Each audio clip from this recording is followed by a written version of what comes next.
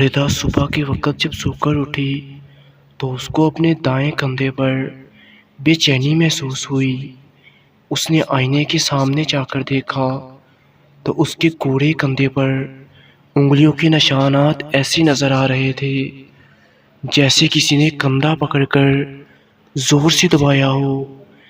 اس کی امی نے ناشتہ بناتے ہوئے مصروف سے انداز میں ردا کی طرف دیکھا اور یہ کہہ کر توے پر روٹی ڈالنے لگیں کہ چارپائی کے نشانات لگ رہے ہیں، شاید تم اس کروٹ سوئی رہی ہو۔ ردا امی کی بات پر مطمئن تو نہیں ہوئی، لیکن خاموشی سے اپنا ناشتہ اٹھا کر کمرے میں چلی گئی۔ ابھی اس نے کالج جانا تھا، آج اس کا آخری ٹیسٹ تھا۔ چائے سموسے کھانے کے بعد وہ دونوں اپنے اپنے گھروں کو روانہ ہو گئیں۔ کمرے میں جا کر کپڑے بدلتے ہوئے ردا کی نظر بے اختیار سامنے لگے آئینے پر پڑی تو اپنے کندھے کا نشان دوبارہ اس کی نظروں میں گھومنے لگا، لیکن نشان اب کافی حد تک مدھم ہو چکا تھا۔ اگلے کچھ دن کالج سے چھٹی تھی۔ ردا نے چھٹیوں میں خوب نیند پوری کرنے کا سوچا۔ رات کا کھانا کھا کر وہ دیر تک اپنا پسندیدہ ڈرامہ دیکھتی رہی اور اس وقت بستر پر آئی جب گھر کے تمام افراد سو چکے تھے۔ اپریل کا مہینہ شروع ہو چکا تھا، اس لیے اب چارپائیاں باہر صحن میں لگتی تھیں۔ ردا چارپائی پر لیٹ گئی۔ اس کی چارپائی پر اس بیری کے درخت کا سایہ تھا جو دیوار سے باہر لگا ہوا تھا اور اس کی شاخیں پھیل کر گھر کے اندر آ گئی تھیں۔ ردا بستر پر لیٹی بیری کے درخت کے اندر سے گزر کر آنے والی چاند کی روشنی دیکھ رہی تھی۔ فضا میں بیری کے پھولوں کی خوشبو پھیلی ہوئی تھی۔ ردا اس خوبصورت منظر میں کھوئی ہوئی تھی۔ جلد ہی وہ نیند کی آغوش میں چلی گئی۔ ابھی وہ کچی پکی نیند میں تھی کہ اس کو اپنی گردن اور کندھوں پر کسی بھاری ہاتھوں کا احساس ہوا۔ ردا ڈر گئی۔ اس نے اٹھنا چاہا لیکن اٹھ نہ سکی، حتیٰ کہ آنکھیں بھی نہ کھول سکی۔ اس نادیدہ ہاتھ کی دست درازیاں بڑھتی جا رہی تھیں، یہاں تک کہ ردا کو یہ سب کچھ اچھا لگنے لگا۔ اس نے مزاحمت کرنا بند کر دی۔ اگلی صبح جب وہ سو کر اٹھی تو اس کا جسم بہت تھکا ہوا تھا۔ وہ کافی دیر بستر پر لیٹی رات والے واقعے کے بارے میں سوچتی رہی، لیکن اس کو کچھ سمجھ نہیں آئی، یہ خواب تھا یا حقیقت۔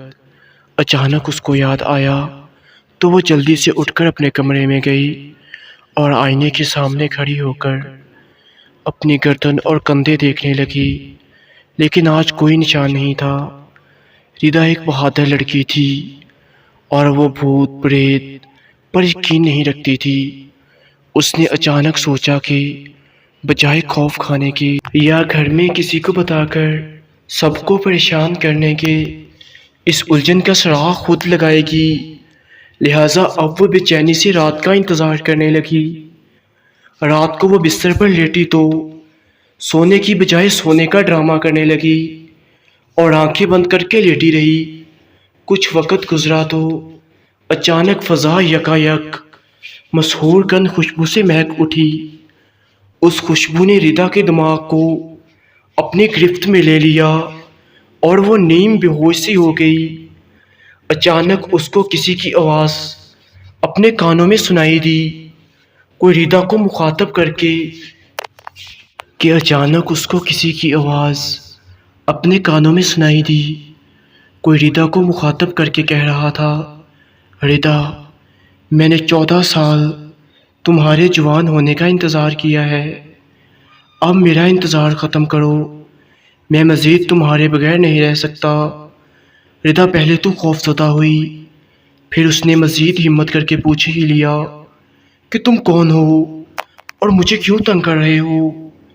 اس آواز نے ردا سے کہا کہ میں ایک جن زادہ ہوں، میرا نام رام داس ہے، میں پچھلے 50 سالوں سے اس بیری کا مکین ہوں، لیکن جب تمہیں اس گھر میں بڑی ہوتے دیکھا تو میں تمہارے حسن کا دیوانہ ہو گیا اور تمہارے جوان ہونے کا انتظار کرنے لگا۔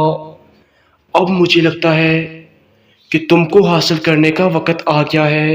میں تمہارے ساتھ کسی قسم کی زبردستی نہیں کروں گا، بلکہ تمہاری رضامندی سے تم سے شادی کرنا چاہتا ہوں۔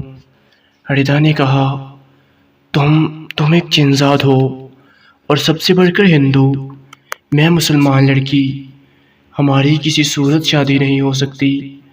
رام داس نے فوراً ردا کے کان میں کہا، میں تمہاری خاطر مسلمان ہونے کو تیار ہوں، لیکن پھر بھی ایسا ممکن نہیں، میں ایک جن سے شادی نہیں کر سکتی۔ ردا نے خوف زدہ لہجے میں کہا۔ تو رام داس بولا کہ میں تمہاری خاطر انسانی شکل میں بھی آ سکتا ہوں۔ لیکن ردا کسی صورت پر راضی نہ ہوئی تو جن غصے سے غائب ہو گیا۔ اس وقت ردا کی حواس بحال ہونا شروع ہو گئے۔ جب وہ کل ہوش میں آئی تو اس کا جسم پسینے سے بھیگا ہوا تھا اور ہولے ہولے کانپ رہا تھا۔ وہ بیچ میں ڈر گئی تھی، یقیناً کچھ ایسا تھا جو وہم نہیں تھا۔ ردا نے نظر گھما کر دیکھا تو سب افراد آرام سے سو رہے تھے۔ اس نے سکون کا سانس لیا کہ کسی گھر والے نے اس کی باتیں نہیں سنی تھیں۔ اب اس کو اس جگہ سونے سے خوف آ رہا تھا۔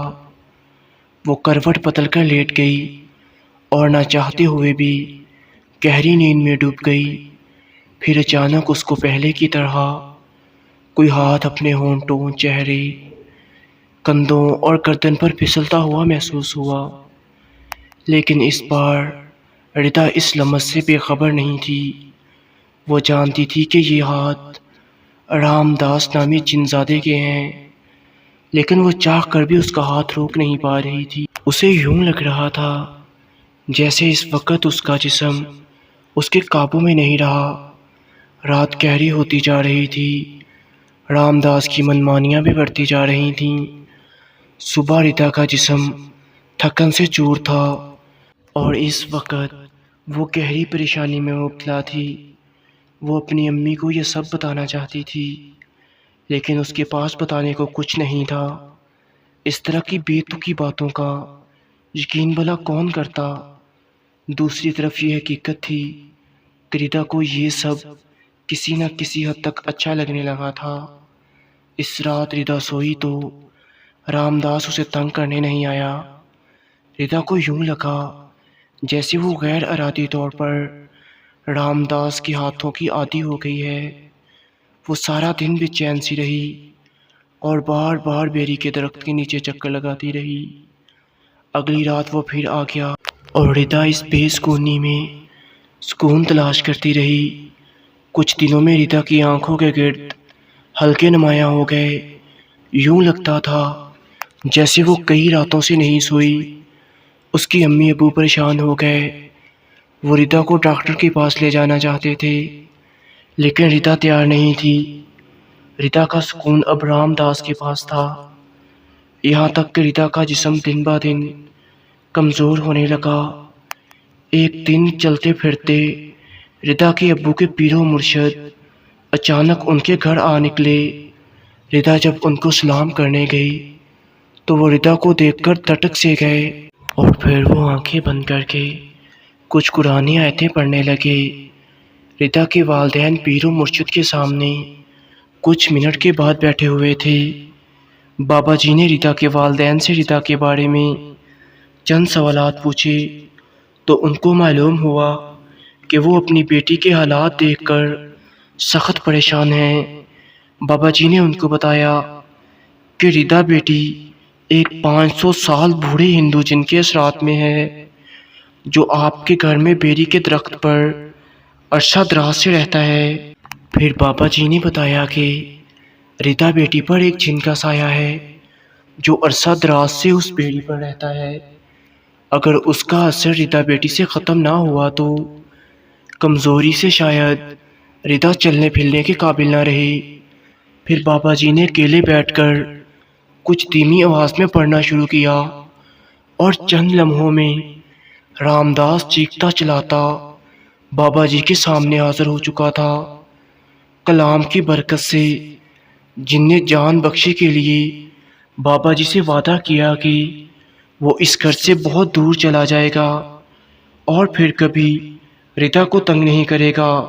اور پھر یوں ریتا کی جان اس جن سے چھوٹ گئی اور وہ دن بہ دن خوبصورت اور صحت مند ہونے لگی، اور اب وہ بیری کے نیچے نہیں سوتی۔ تو دوستو، کیسی لگی آپ کو یہ کہانی؟ کمنٹ باکس میں ضرور بتائیے گا۔ والسلام۔